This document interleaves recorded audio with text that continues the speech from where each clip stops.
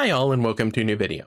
Today we're going to be going over a game that my local groups have absolutely gotten me into, Warhammer the Horus Heresy Legion Imperialis, or as people who don't want to just speak a mouthful for no reason call it, Legion Imperialis. Legion Imperialis is a really fun Games Workshop game that actually uses alternate activations, so it is quickly becoming one of my favorites just because of that alone. The game lends itself very well to its scale, and kind of like Battletech Alpha Strike, is an easy to pick up and play or teach game.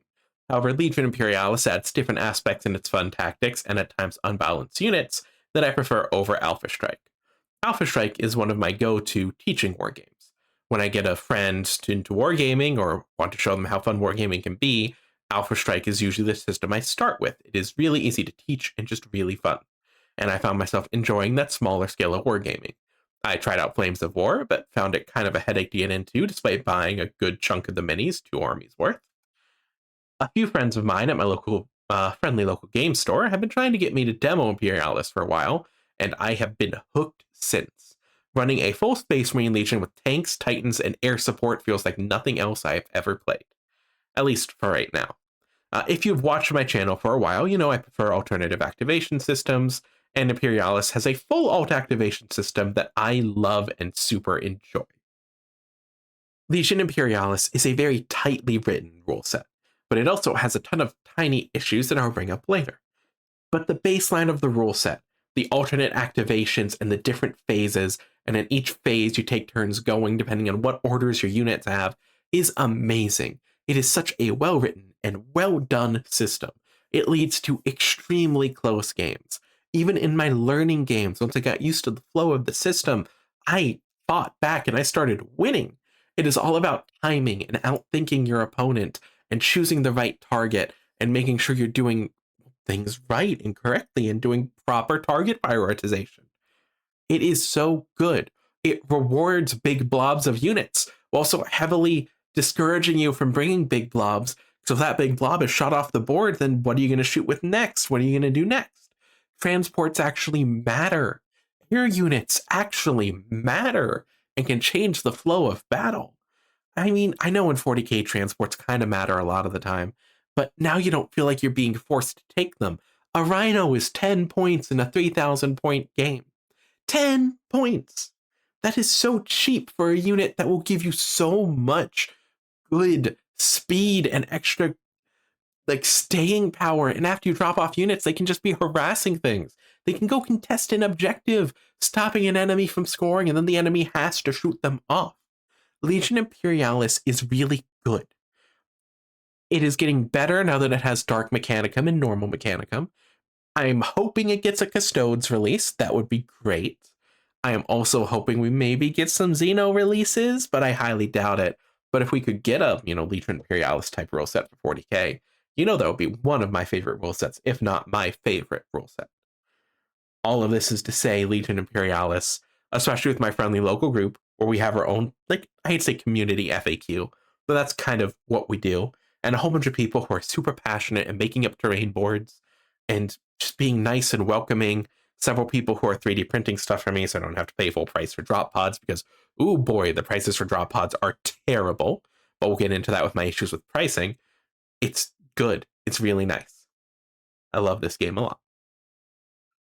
One of the other perks of it is how fast the force gets painted up. I will probably be posting pictures soon on my community channel, or maybe just make a video about it. That seems a bit better. And it's just a lot of fun to go and paint at this tiny scale. And just adding a few details makes it pop. This Warhammer community post has painted their minis to a slightly higher standard than I have painted mine, because, it's Warhammer community. But this still gives you an idea of how good they can look with such simple minis. To kind of bring back Alpha Strike, I feel like Imperialis, while it is a bit more, I hate to say complex, because Alpha Strike is also complex in interesting ways, it mostly aids itself to becoming a more favorite of mine due to the simplicity of the scale, as in infantry feel important, where in Alpha Strike they don't. The Imperialis scale just feels a little better to me because infantry feel better, if that makes sense. I absolutely love putting mechs on the table, but Imperialis is a combined arms rule set first, but it's a combined arms rule set that favors infantry. Because of this, you can feel like both play completely differently, despite having some minor surface level similarities, which is always good. Alpha Strike will always be one of my go-tos. And now let's fully dive into Legion and stop me also coding one of my other favorite games, which you can watch a video that'll probably pop up in the right tab right about now about.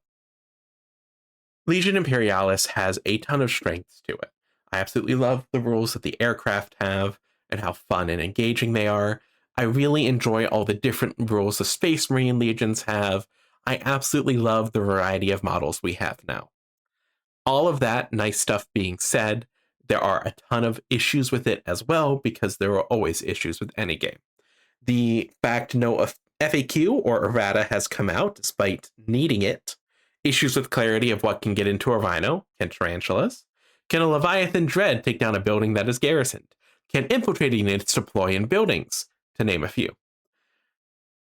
I love Imperialis, but the fact that it's been out almost a year and a half, 2 years now, and I have just recently discovered this game, I expected a lot more support from the GW side of it, and I feel kind of like this game could be dropped at any time, which is part of the reason I have bought a lot of the models, which goes to my next negative.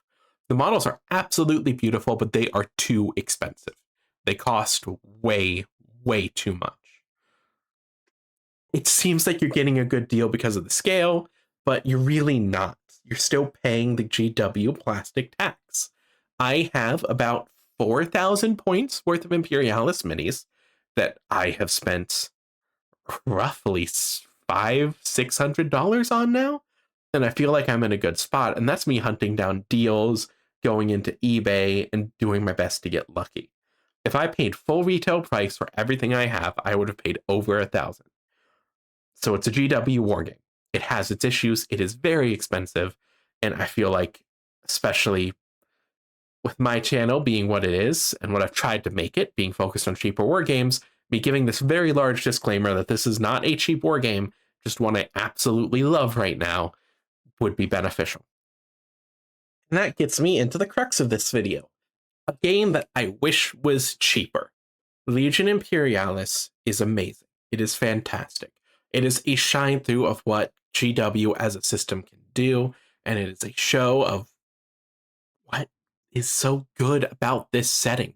As someone who's a little bit burned out on 40K, coming into 30K and being able to play with all these big tools that are on a tiny scale now is fantastic. Having rhinos, predators, tons of dreadnoughts, Warhound Titans. I don't own any knights because if I want to play a knight game, I would play Battletech. All of those together are great. Having companies worth of infantry on the table feels so good, but it's just expensive. I would recommend a dozen games over this one. Yeah, its rules are really good. Yeah, I love its alternate activation system. If 40K had the rule set this game had, I would be nonstop advocating for how amazing of a game 40K is. If Age of Sigmar had the rule set this game had, I would be nonstop advocating for how great of a game Age of Sigmar is. Now, Age of Sigmar is in a weird spot where you can react so much in your opponent's turn. There are times where it can feel like your turn instead. But still, this game has potential. The GW rules writers have done something interesting and new when compared to other GW rule systems, and it is locked behind a prohibitively expensive set of plastic. The starter box is $200, $215, $200 with the FLGS discount most of the time. That's nice, not too bad. But 6 predators are like $40. The infantry box is $50. If you want to run the right amount of infantry, you need to spend like $200. Or you can do what I did and put 4 minis to a base, or in the terms of rockets, 3 minis to a base and a non-rocket base. And same with plasma, 3 minis to base and a non-rocket to the base. There are too many issues for me to fully recommend this game. And part of the reason I made this video was so I could gush about how much I love it, while also complaining about all of the issues I have with it.